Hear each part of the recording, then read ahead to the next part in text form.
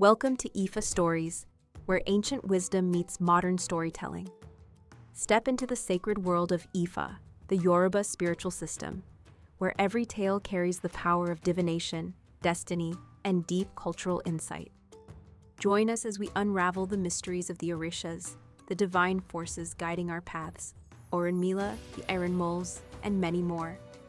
Each story is a bridge between the past and the present, weaving timeless lessons that inspire, enlighten, and transform.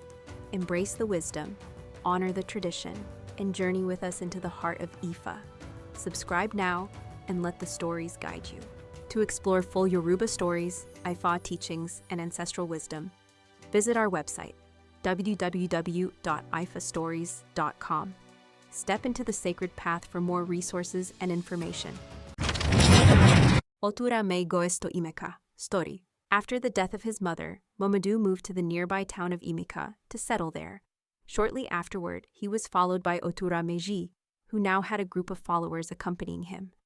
When Otúrá Méjì arrived in Imékà, he encountered Momodù, who told him that he had been trying to solve three major problems for the people of Imékà. To eliminate a dinosaur, locally called Kenkun, that was terrorizing the lives of those dwelling in the caves and rocks surrounding the town. To solve the problem of infertility, which was then prevalent in the region, to reduce the height of a massive rock that hung over the town like a cliff. Otúrá Méjì had a container that held his instrument of divine authority. With it, he could create and destroy. For the first issue, he took part of the contents of his staff and ordered all the rocks surrounding Imékà to crash down into the valley. Instantly, the rocks rolled downwards, and at the same time, the dinosaurs were crushed. Thus, the generation of dinosaurs in Imékà was wiped out, and the rocky landscape crumbled. As soon as Otúrá Méjì completed his feats of lowering the rocks and eliminating the dinosaur threat, a young girl instinctively knelt and bowed her head to the ground to thank him. Others in the town immediately imitated her, and from that moment, the girl became a follower of Otúrá Méjì.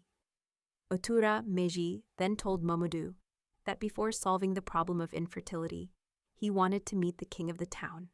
He was told the king could only be seen once a year. At that point, Otúrá Méjì told one of his followers to bring out a stone he had carried with him throughout the journey from Ile-Ife. As soon as the stone was placed on the ground, it multiplied into 200 stones. When those nearby saw the miracle, they gathered around Otúrá Méjì and his followers. Soon, a large crowd had assembled. Otúrá Méjì told each of them to pick up one of the stones and throw it in the direction of the king's palace, explaining that this act was necessary to make the king appear. As they threw the stones, the wind carried them, and they landed on the roof of the royal residence. When the noise from the falling stones became unbearable, the king decided to come out and see for himself what was happening. Upon stepping outside, he saw Otúrá Méjì and his followers and was quickly informed of the miracles they had already performed. The king confirmed to Otúrá Méjì that the country's greatest problem was the lack of children. Otúrá Méjì asked what he would receive in return if he solved this issue. The king promised that he and his people would sing praises to Orunmila for generations to come. At that moment, Otúrá Méjì also asked the king to throw one of the stones toward the palace, just as the others had done. He then asked one of his followers to strike Momodù with a club he carried. After Momodù was struck, Otúrá Méjì asked him if it was painful, and Momodù confirmed that it was. Otúrá Méjì then asked him why he had gone to hide Amina, the wife of Audu, his second in command. Momodù confessed that he had done so because he loved the woman. At that moment, Audu, who was present, drew his dagger and stabbed him. Momodù was mortally wounded, but Otúrá Méjì took out a yam and a coconut, gave them to Momodù, and the wound healed instantly.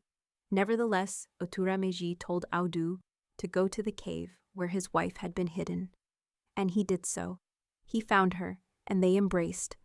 The wife quickly knelt and begged for forgiveness, explaining that she had been told he had died in battle during the war.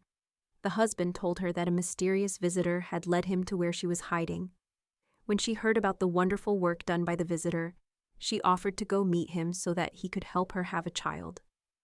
Both went to see Otúrá Méjì, who told the woman to rejoice because she would become pregnant, and her first child would be a girl. The woman asked how she could show her gratitude to Orunmila if the prophecy came true. The following month, Amina became pregnant, although Otúrá Méjì had already left Imékà to continue his journey. Later, she gave birth to a daughter, whom they named Ifatumo, meaning Ifa is enough to depend on. The name was later changed to Fatima. As soon as Amina became pregnant, all the other women in Imékà also began to conceive. However, Otúrá Méjì told the king of Imékà that the deities were displeased with how Momodù had hidden Audu's wife, and that before any woman in the kingdom could conceive, she would now have to be hidden from public view as had been done previously. Thus began the custom of women wearing veils in Imékà. From that moment, all visitors to Imékà were required to throw stones, just as Otúrá Méjì had once commanded the Imol at the foot of the rocks that had once loomed like cliffs over the town. It is said that Otúrá Méjì lived in the land of Aimon for more than 12 years. Although his followers preferred to remain there for the rest of their lives, the traditions and customs of that land were too foreign for Otúrá Méjì to stay permanently.